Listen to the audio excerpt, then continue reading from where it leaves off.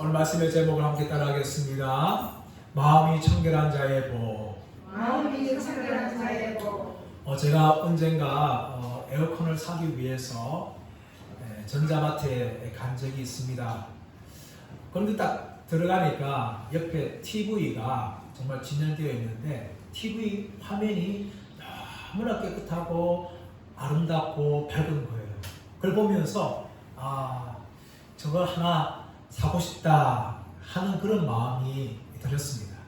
그러나 아무리 밝고 아름다운 화면이랄지라도 먼지가 끼게 되어지면 그 화면이 밝을 수가 없고 깨끗해질 수가 없습니다. 저에게 한 5년 동안 쓰던 노트북이 있었습니다. 처음 살 때는 노트북 화면이 굉장히 밝았는데 시간이 점점 갈수록 노트북 화면이 어두워지는 거예요. 저는 오래 썼기 때문에 노트북 화면이 어두워지고 있구나 라고 생각을 했어요. 그런데 얼마 지나지 않아서 제가 쓰고 있던 노트북이 고장이 난 거예요. 프로그램상 문제가 발생했어요. 그래서 컴퓨터를 잘하고 있는 목사님을 불러서 목사님 노트북이 좀 이상하다고 손 좀 봐달라고 그렇게 부탁을 했어요. 그 목사님 와서 이제 손을 보기 시작하는데 저한테 묻는 거예요. 목사님 왜 이 노트북 화면이 이렇게 어둡지요? 그렇게 묻는 거예요. 아마도 오래 썼기 때문에 어두워졌을 겁니다. 저는 그렇게 대답했어요. 근데 목사님, 왔던 목사님 고개를 갸우뚱하면서 옆에 있던 화장지로 노트북 화면을 닦았어요. 어떻게 됐을까요? 굉장히 밝아졌어요. 그러니까 노트북을 오래 썼기 때문에 노트북 화면이 어두워진 것이 아니라 노트북 화면에 먼지가 꽉 낀 거예요. 5년 동안 청소를 한 번도 안 한 거예요. 그러다 보니까 노트북 화면이 어두워졌다는 겁니다. 우리가 쓰고 있는 안경도 마찬가지죠. 아무리 명품 안경이랄지라도 이 렌즈를 닦지 않으면 먼지가 가득하고 오물이 묻게 되어지면 이 눈을 가지고 잘 볼 수가 없습니다. 렌즈가 어둡기 때문에 잘 보이지 않는 거죠. 그래서 렌즈를 잘 닦아야 하는 겁니다. 그럴 때 눈으로 밝게 볼 수가 있는 겁니다. 이렇게 우리가 사용하고 있는 노트북이라든지 컴퓨터라든지 또 TV라든지 안경이라든지 잘 관리하고 깨끗하게 청소해야지만 밝아질 수가 있는 겁니다. 마찬가지로 우리의 마음도 그러합니다.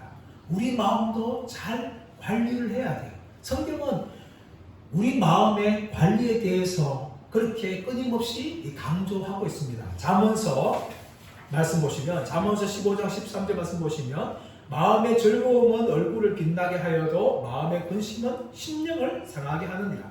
잠언서 25장 28절 말씀 보시면 자기의 마음을 제어하지 아니하는 자는 성읍이 무너지고 성벽이 없는 것과 같으니라. 그리고 이 말씀뿐만 아니라 성경에는 이 마음의 중요성, 마음의 관리에 대한 중요성을 끊임없이 말씀하고 있습니다. 오늘 말씀도 마음이 청결한 자는 복이 있나니 그들이 하나님을 볼 것이며 라고 이야기합니다. 여러분 그렇다면 마음은 무엇일까요?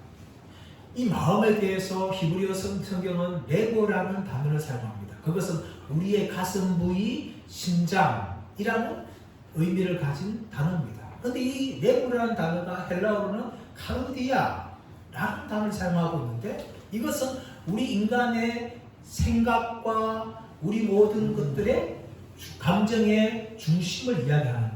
즉 다시 말하면 우리의 마음이란 사람의 중심입니다.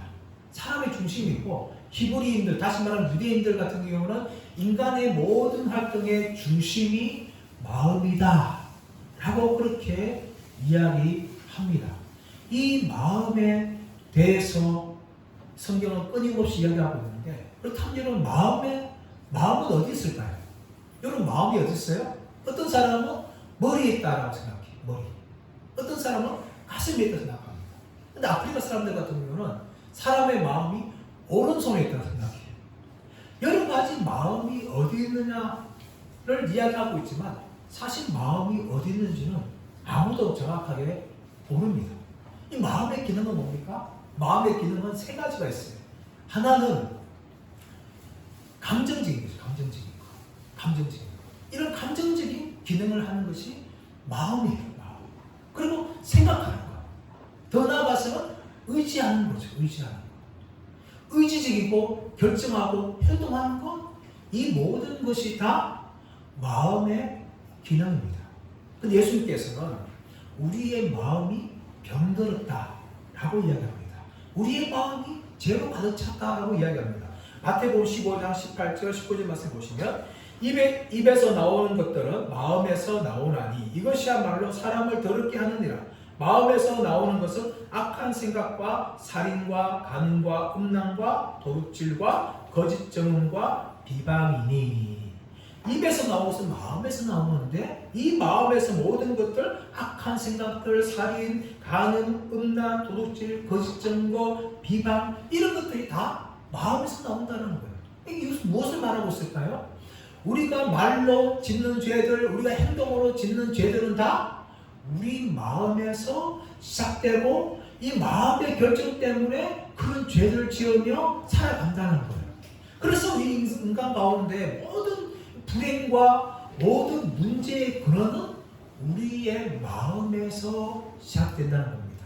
이 마음이 죄로 말미암아 부패했기 때문에, 부정하게 되었기 때문에 우리 인간들은 우리의 말로, 우리의 행동으로 끊임없이 죄를 짓고 싶어하고 죄를 지으면서 그렇게 살아가는 이 존재가 되었다는 것입니다. 이것이 우리 인간이 가진 마음이에요. 그렇다면 어떻게 이 인간의 마음을 다스리고 깨끗하게 할 수 있을까요? 어떤 사람들은 우리 인간의 의학이나 과학이 발전하면 인간은 점점 나아질 것이다 라고 이야기합니다. 인간의 의학이 발전함을 통하여서 우리는 이제 100세 시대를 앞두고 있어요. 그뿐만 아니라 인간은 또 암도 정복하고 여러 가지 질병도 정복합니다. 또 이 하늘에 인공위성을 띄우죠. 또 요즘에 AI나 챗봇에 의해서 전 세계가 이 AI 기능을 활성화시킵니다. 이런 것도 좋지만 이걸 통해서 어떻게 합니까? 세계는 점점 악해지고 있어요. 지구를 수백 번 폭파시킬 수 있는 핵무기가 가득 필요하고 있습니다. 수많은 과학이 발전함을 통해서 더 많은 사람들 죽이는 무기들이 개발되고 있어요. 이것이 인간의 현실입니다. 어떤 사람도 그래요. 환경을 개선하면 좀 더 좋아질 것이다. 물론 인간은 환경이 개선하면 좀 더 나아질 수 있습니다. 하지만 여러분, 환경이 개선되려 할지라도 인간은 변하지 않습니다. 바뀌지 않아요. 여러분, 미국에 지금 필라델피아 오면 마약 거리가 있어요. 마약 거리. 근데 많은 사람들이 생각하기는 저 사람 마약 거리는 공부도 안 하고 불황자들만 마약을 한다고 생각하고 있지만 아니에요, 여러분. 멀쩡한 대학교 교수라든지 의사라든지 또 이 백인 중상층 가문에 해당하는 자녀들이 그 마약을 가까이 하고 마약에 취하는 거예요. 인간은 환경이 좋다 해서 인간은 발전되지 않습니다. 환경 때문에 사람이 좋아진다면 아담은 죄를 짓지 않았을 거예요. 범죄하지 않았을 거예요. 아담이 살던 그 에덴 동산은 너무나 좋은 곳이었어요. 근데 그 에덴 동산 살고 있던 아담이 하나님의 죄를 범하지 않습니까?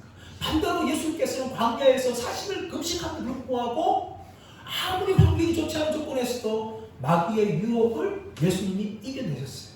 환경이 달려있지 않습니다. 또 어떤 사람은 교육을 많이 시키면 우리 인간의 마음이 개선될 것이다. 물론 교육에 순기능이 있습니다. 교육의 순기능은 사람들을 도덕적으로 만들 수 있고 또 많은 지적인 것을 줄 수가 있죠. 하지만 많은 것들 배운다 할지라도 인간은 변하지 않는 게 뭔가 하면 더 많이 배우면 더 악랄한 죄를 지으면서 더 고단한 사기를 치면서 살아가는 것이 우리 인간이에요. 이것이 바로 인간의 모습입니다.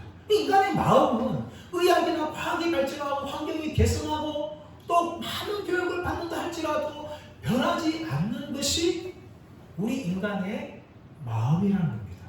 그렇다면 우리 인간의 마음이 어떻게 청결해질 수 있을까요? 오늘 예수님께서는 마음이 청결한 자는 복이 있나니 그들이 하나님을 볼 것이며 라고 이야기하고 있는데 이 마음이 청결하다는 것은 어떻게 이 상태를 말하는 것일까요?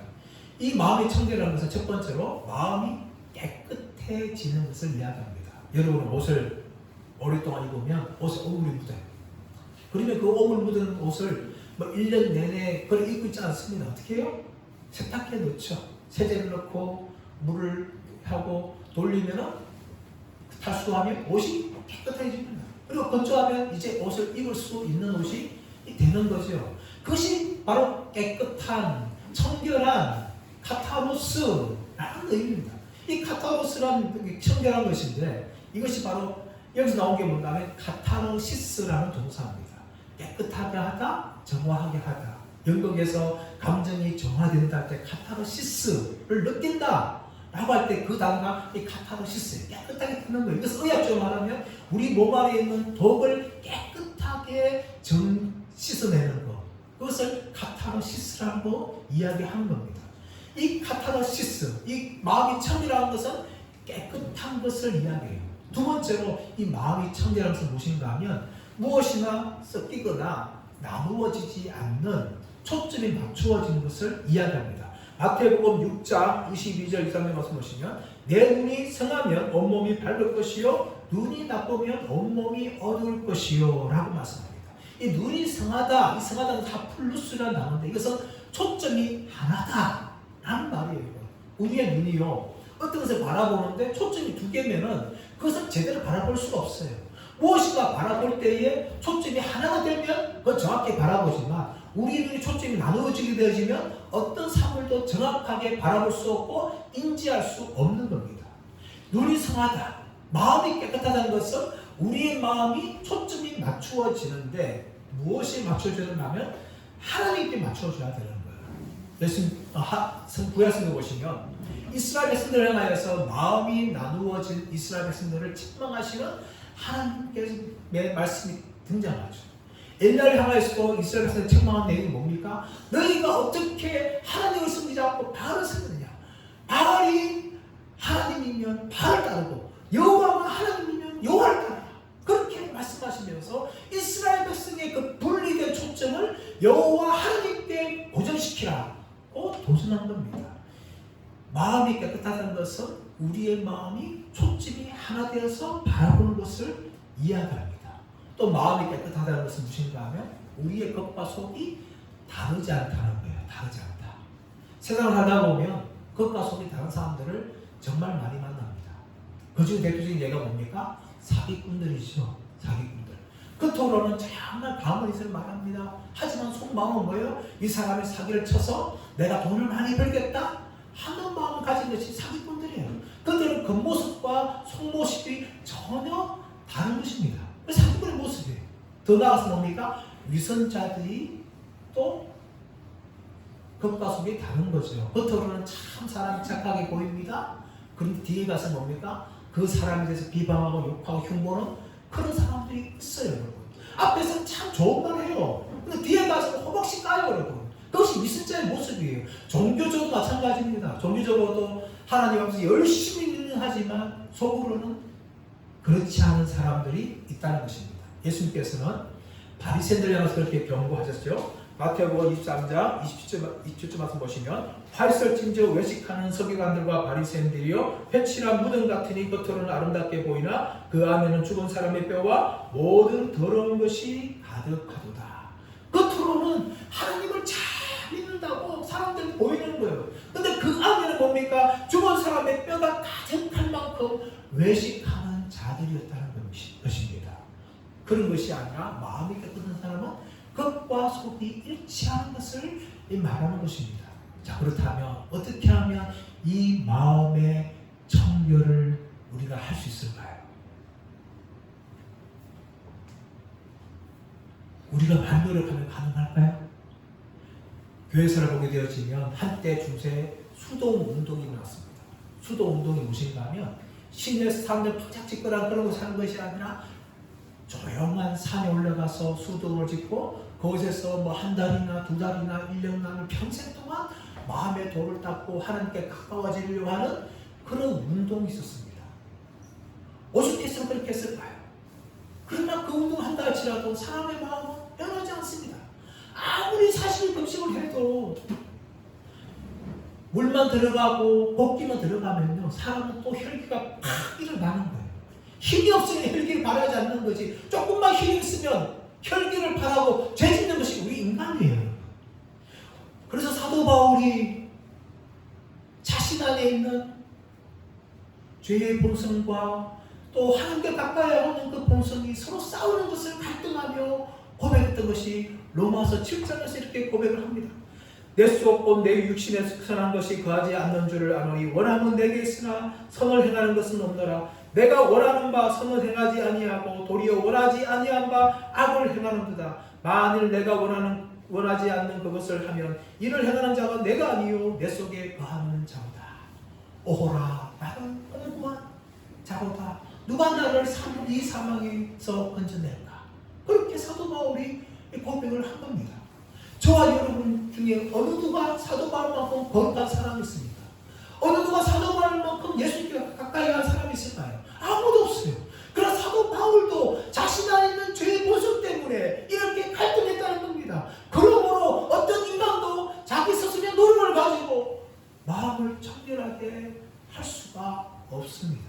저와 여러분 모두가 다 아무리 노력해도 우리의 힘으로 마음을 청결하게 할 수 없다는 것이죠. 그렇다면 어떻게 됩니까? 하나님께 가지고 나가야 됩니다. 우리의 마음을 가지고 하나님께 가지고 나가야 되는 거예요. 우리가 쓰고 있는 핸드폰이라든지 집에서 쓰고 있는 전자제품 보낸다면 어떻게 합니까? 그 제품 만드는 그 회사의 서비스 센터에 가지고 가는 거죠. 제가 오전에 써두고 있던 핸드폰이 갑자기 다운됐어요. 그래서 연락처가 다 사라진 거예요. 너무나 놀란 거죠. 그래서 그것을 핸드폰을 가지고 급하게 서비스 센터에 달려갔습니다. 제가 쓰고 있던 이 핸드폰이 갑자기 망가져가지고 안에 있는 그 내용 다 사라졌다고 그렇게 저는 침을 튀기면서 설명을 했어요. 그러자 그 서비스 센터 분이 그걸 봤더만 10분 동안 못 만지는 거예요. 그리고 10분 후에 주는 겁니다. 다 됐습니다. 10분 만에 다시 받았는데 멀쩡하게 원상복구가 되었어요. 다 일어나서 다 돌아가는 거예요. 여러분 인간은 누가 만드셨어요? 하나님께서 만드셨어요. 그러므로 우리의 고장난 마음을 내가 스스로 고치라는 것이 아니라 우리를 창조하신 하나님께 나아갈 때에 우리의 마음이 고쳐지는 거예요. 누가 애통할 수 있는 것입니까? 성령님께서 그 사람 마음을 가난케 하시고 그 안에 있는 죄를 보게 하심을 통하여 애통게 되는 것이고 더 나아가서 예수님을 믿게 되는 거죠. 우리가 우리 인간을 보면서 나는 괜찮은 인간이야. 나는 이 정도면 괜찮아. 하는 사람은 예수 믿는 사람 아무도 없습니다. 그러나 우리가 볼 때마다 나는 죄인이구나. 어쩔 수 없는 죄인이구나. 라고 생각하는 사람은 예수님께 나오게 되어지고 예수 믿고 구원받고 그 순간을 통하여서 그 마음이 새로워지는 겁니다. 이것이 바로 오늘 말씀하고 있는 이 마음이 청결한 사람의 모습이라는 것을 성경은 이야기하고 있습니다. 우리의 힘으로는 되지 않아요. 우리는 되지 않지만 성령님께서 깨끗하게 하시는데 우리가 거듭난 후에도 우리는 어떻게 된가 하면 항상 이 청결을 유지해야 됩니다. 우리가 살아가면서 때로는 어떻게 합니까? 세수도 하지만 목욕을 합니다. 목욕을 하는 게 뭡니까? 우리 몸이 더러워지기 때문이죠. 그런데 이 몸이 더러워지고 얼굴 더러워지면 그냥 한 번 씻고 끝납니까? 아니죠, 여러분. 우리는 매일 들어와서 씻고 샤워를 합니다. 그리고 그 다음날 생활하는 거죠. 또 더러워지면 또 씻고 샤워하는 겁니다. 마찬가지로 우리는 이 마음의 청결이 한 번 청결해진다 해서 하더라도 그냥 이것을 끝내면 안 돼요, 여러분. 매일매일 우리가 청결하게 돌아와야 되고 매일매일 우리가 예수의 피 앞에 나가야 되고 하나님 말씀 읽으면서 우리가 정말 마음이 청결한지를 돌아와야 하는 겁니다. 계속해서 노력을 해야 되는 거예요. 야고보서 4장 8절 이렇게 말씀하고 있습니다. 하나님을 가까이 하라. 그리하면 너희를 가까이 하시리라. 죄인들아 손을 깨끗이 하라. 두 마음을 품은 자들아 마음을 성결하게 하라. 우리 날마다 함께 가까이 가야 돼요. 사도 바울은 골로새 3장 5절 말씀 보시면 너희에 있는 땅의 지체를 죽이라 라고 말하면서 3장 7절 이하의 말씀에서 너희가 예수를 믿는 사람으로서 새 사람을 입어라 라고 이야기하고 있습니다. 새 사람의 옷을 입어야 되는 거예요. 과거의 옷을 입는 것이 아니라 예수 믿기 전에 옷을 입는 것이 아니라 날마다 새 옷을 입어야 되고 그 옷이 더러워지면 날마다 깨끗하게 빨아서 그렇게 입고 살아야 돼요, 여러분. 이것이 바로 영적인데도 마찬가지입니다. 우리가 날마다 죄를 짓지만 마음이 더러워지지만 오염되지만 이것을 가지고 앞에 나아가서 회개하고 정결함을 통하여 우리 날마다 하나님께 가까이 가야 되고 하나님 앞에서 우리 마음을 정결하게 하도록 힘을 써야 됩니다. 그런 자에게 주시는 복이 뭡니까? 오늘 말씀 보시면 마음이 청결한 자는 그들이 하나님을 볼 것이니요 라고 이야기합니다. 이 보다는 것은 옵선타이라는 것인데, 이 보다는 것이 여러분 우리 세 가지로 설명할 수 있어요. 하나는 우리 육신의 눈으로 보는 거죠. 두 번째가 무엇인가 하면 믿음의 눈으로 보는 겁니다. 세 번째는 경험함으로 보는 거예요. 이 본다는 것은 세 가지 의미가 있어요. 육신의 눈으로 보는 것이고, 믿음의 눈으로 보는 것이고, 또 경험을 통하여 내가 보는 거죠. 근데 여러분, 육신의 눈을 가지고 우리가 하나님을 볼 수 있습니까? 아무도 우리는 육신의 눈을 가지고 하나님을 볼 사람이 없습니다. 저희와 여러분 눈은요, 하늘에 있는 태양도 1분도 못 바라봐요. 그런데 그 태양을 만드신 그 위대하시고 영광스러운 하나님, 우리가 육신을 볼 수 있다는 것은 도저히 일어날 수 없는 일입니다. 출애굽기 33장에서 모세가 하나님께 기도합니다. 하나님, 원하건대 주의 영광을 내게 보여주옵소서. 그렇게 모세가 기도합니다. 그래서 하나님께서 이렇게 말씀하십니다. 모세야, 모세야, 내 영광을 보고 내 얼굴을 보고 산 자가 아무도 없다. 내가 너를 바위 틈 뒤에 숨어 넣을 테니까 내가 지나갈 때 너는 내 얼굴을 보지 못하고 내 뒤에 영광의 흔적만 보게 될 것이다. 그렇게 모세를 바위 뒤에 숨기면서 하나님의 영광이 지나가는 그런 장면이 출애굽기 33장에 나오고 있습니다. 이것은 무엇을 말합니까? 모세처럼 날마다 신상 올라가서 하나님의 영광을 대면했던 그 모세조차도 하나님의 얼굴을 볼 수 없었고 하나님의 영광을 직접 볼 수가 없었던 것이죠. 하나님의 영광의 그림자만 겨우 볼 수가 있었어요. 하물며 저와 여러분 어떻게 하나님을 볼 수가 있을까요? 우리 육신의 눈으로 볼 수 있는 것은 아무것도 없다는 것이죠. 사도 바울도 마찬가지 아닙니까? 담의 도상에서 예수 믿는 사람을 죽이러 찾아갈 때에 예수님의 영광의 빛이 임하였어요. 그때 사도 바울이 꼬꾸라졌고 사도 바울의 눈은 멀게 되었습니다. 아나니아가 한수함을 통하여 겨우 눈을 뜨게 되었죠. 사도 바울조차 그랬습니다. 사도 요한도 마찬가지였어요. 바모스에서 예수님의 영광이 나타날 때에 사도 요한은 예수님 앞에서 죽은 자처럼 엎드리게 되었어요. 우리의 육신의 눈을 가지고 하나님을 볼 수가 없는 겁니다. 더 나아가서 여러분, 그렇다면 우리는 믿음의 눈으로 하나님을 볼 수가 있어요. 세상 사람들은 자연을 보면서 하나님께서 이것을 만드셨다는 것을 인정하지 않습니다. 하지만 거듭난 사람들 같은 경우는 세상에 만든 자연을 보면서 하나님이 이렇게 아름답게 만드셨구나. 제가 고등학교 때 거듭나고 예수 믿었을 때에 제 눈이 달라지더라고요.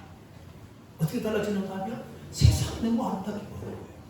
꽃이 너무 아름답게 보이는 거예요. 하나님이 이렇게 아름다운 세상을 만드셨구나. 거듭나게 되어지면요, 이 세상이 그냥 자연이 아니라 하나님의 작품이라는 것을 알게 되어집니다. 더 나아가서 인간 역사를 보면서 인간 역사 가운데 하나님께서 인간 역사를 이렇게 인도해 오셨구나 하는 것을 믿음의 눈으로 보게 되어지는 것이죠. 성경을 읽을 때마다 이 성경을 통하여 나에게 말씀하시는 하나님을 믿음의 눈으로 보게 되는 거죠. 더 나아가서 믿는 사람들은 경험함으로 하나님을 보게 되어집니다. 우리가 예수를 믿게 될 때에 하나님께서 우리의 아버지 되심을 이 땅에서 체험하며 살아갑니다. 하나님이 나와 함께 하시고 나를 떠나지 아니하시고 나를 버리지 아니하시고 나의 믿음을 들어주시는 것을 우리는 삶에서 체험하며 살아갑니다. 그것이 바로 보는 거예요, 여러분. 이렇게 예수 믿는 사람들은요, 비록 육신의 눈으로 볼 수는 없지만 우리의 믿음의 눈으로, 우리의 삶의 경험으로 하나님을 보면서 살아갈 수가 있는 것입니다. 이것이 바로 믿는 사람들에게 주어진 복이라는 것을 성경은 우리에게 말씀하고 있습니다. 자, 그런데 여러분, 오늘 말씀 보시면 이 하나님을 볼 것이며 라고 하는 단어가 현재로 사용된 것이 아니라 미래 시제로 사용되었어요. 물론 지금도 하나님 우리가 삶에서 믿음의 눈으로 또 경험하면서 하나님을 보이고 체험하지만 이것은 미래 시제로 설명되어 있어요. 무슨 말일까요? 이 땅에서 우리가 믿음의 눈으로 볼 수 있고 경험을 볼 수 있지만 궁극적으로 새하늘과 새 땅인 천국에서 우리는 하나님을 보게 될 것이라는 것을 성경은 이야기합니다. 그래서 고린도전서 13장 12절 말씀 보시면 우리가 지금은 거울로 보는 것 같이 희미하나 그때에는 얼굴과 얼굴에 대하여 볼 것이요 지금은 내가 부분적으로 하나 그때에는 주께서 나를 아신 것 같이 내가 온전히 알리라 라고 이야기합니다. 지금은 거울로 보는 것처럼 희미하나 라고 이야기하죠. 여러분 지금의 거울은 우리가 보면 우리 얼굴 너무 잘 보지 않습니까? 그러나 고대당 2000년 전에는 청동으로 되어 있어요. 청동으로. 그래서 거울이 뭡니까? 우리가 지금의 그 유리거울처럼 밝게 보이는 것이 아니라 희미하게 보이는 거죠. 그래서 사도 바울은 그 거울을 보듯이 우리가 지금은 희미하게 하나님을 볼 수밖에 없지만 믿음의 눈으로나 삶의 경험으로나 희미하게 볼 수 없지만 영원한 천국에서는 우리가 하나님과 얼굴을 대하여서 그렇게 보게 될 것이다 라고 성경은 이야기하고 있는 것입니다. 그때는 온전하게 보는 거예요. 여러분. 그 복이 누구에게 주어지는 거예요? 이 땅에서 예수를 믿고 거듭난 사람들, 예수의 보혈로 우리의 마음이 정결케 된 사람들이 바로 그 하늘 새 땅에서 하나님을 얼굴을 대하여 볼 수가 있는 거죠. 그럼 우리는 무엇을 증거해야 되는가 하면 우리 안에 예수의 피가 있는가? 예수의 피로 말미암아 나의 모든 죄는 정결해졌는가? 나는 예수를 나의 구원자로 믿고 있는가? 이것을 점검해야 돼요. 그럴 때 우리 볼 수 있는 찬송이 무엇인가 하면 찬송가 258장입니다. 258장을 가서 보시면 샘물과 같은 보혈은 주님의 피로다. 보혈의 죄를 씻으면 정하게 되겠네. 보혈의 죄를 씻으면 정하게 되겠네. 우리의 더러운 마음을 씻을 수 있는 것은 오직 예수의 피밖에 없습니다. 그 어떤 것을 씻을 수 있는 것이 아니라 예수의 피로만 우리의 모든 더러운 죄악들이 씻어지고 우리 마음이 정결하게 되는 것입니다. 여러분, 그래서 이렇게 정결된 사람들이 뭡니까? 하나님의 성전이고 하나님의 백성이며 하나님의 자녀입니다.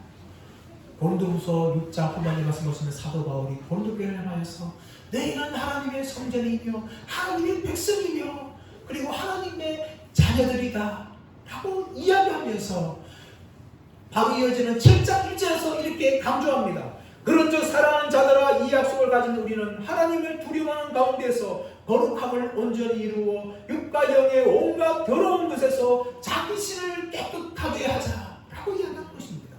우리가 하나님의 성전이고 하나님의 백성이고 하나님의 자녀라면 이 모든 더러운 것에서 우리 자신을 깨끗하게 하도록 하자라고 사도 바울이 도전한 거예요.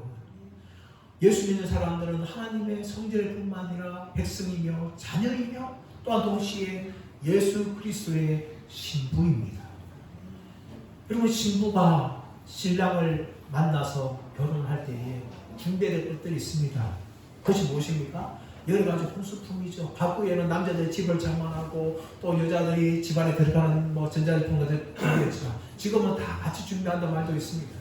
그런데 여러분, 신랑과 신부가 결혼하기 전에 많은 홍수품을 준비해야 됩니다. 또 예식장도 준비해야 돼요. 근데 그것보다 더 중요한 것은 무엇인가 하면 신랑 신부의 몸과 마음을 준비해야 돼요.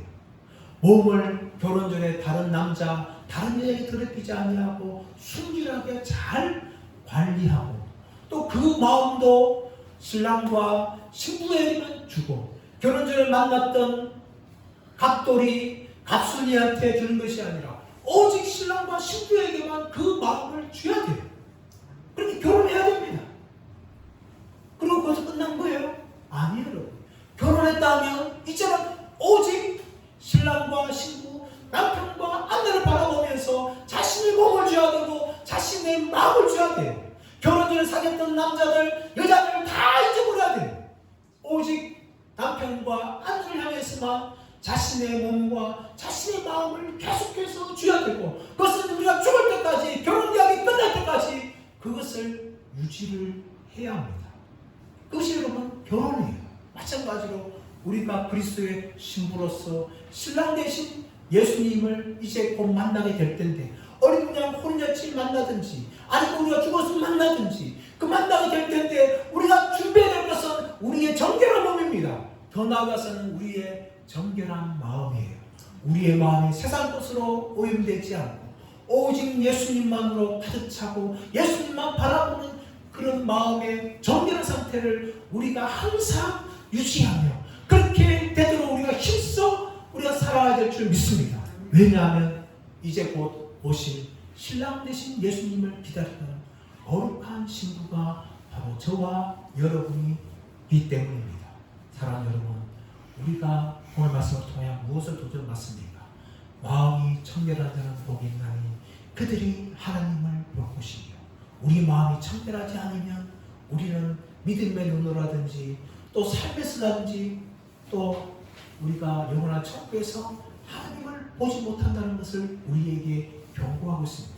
저와 여러분 모두가 다 마음이 청결한 사람으로서 하나님을 이 땅에서 보고 영원한 천국에서 그 하나님을 얼굴과 얼굴로 대면하는 복된 믿음의 사람들 되시기를 예수님의 이름으로 축원합니다.